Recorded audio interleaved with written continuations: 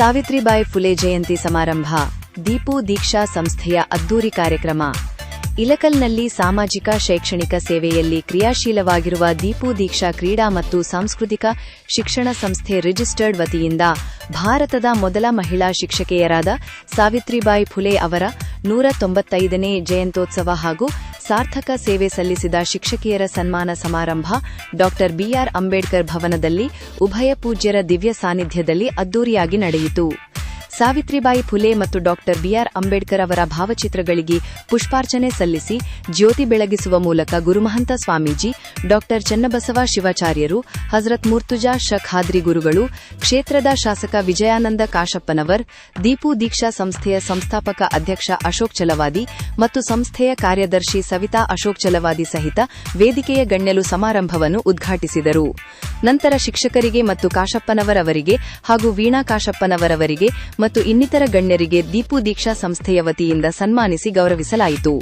ಸಂದರ್ಭದಲ್ಲಿ ನಗರದ ಗಣ್ಯರು ಮತ್ತು ಸಂಸ್ಥೆಯ ಎಲ್ಲ ಪದಾಧಿಕಾರಿಗಳು ಹಾಗೂ ನಗರದ ಸಾರ್ವಜನಿಕರು ಈ ಕಾರ್ಯಕ್ರಮದಲ್ಲಿ ಉಪಸ್ಥಿತರಿದ್ದರು.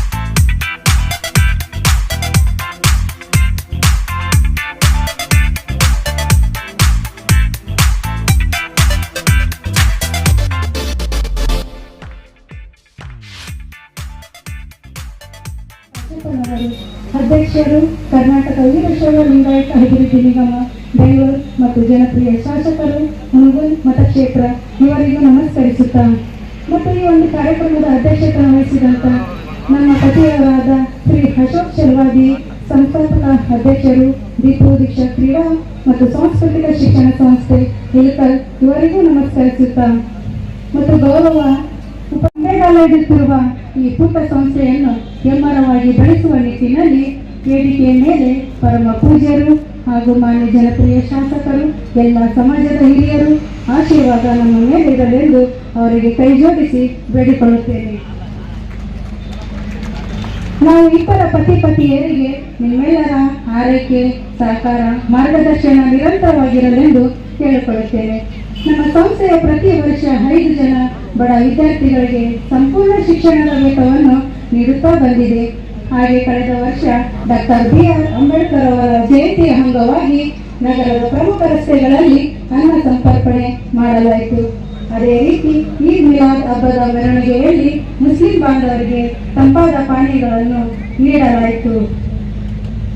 ಅಂದು ಅಂಜುಮಾನ್ ಸಂಸ್ಥೆಯಿಂದ ನಡೆದ ರಕ್ತದಾನ ಶಿಬಿರದಲ್ಲಿ ಸಂಸ್ಥೆಯ ಎಲ್ಲ ಪದಾಧಿಕಾರಿಗಳು ರಕ್ತದಾನ ಮಾಡಿದರು.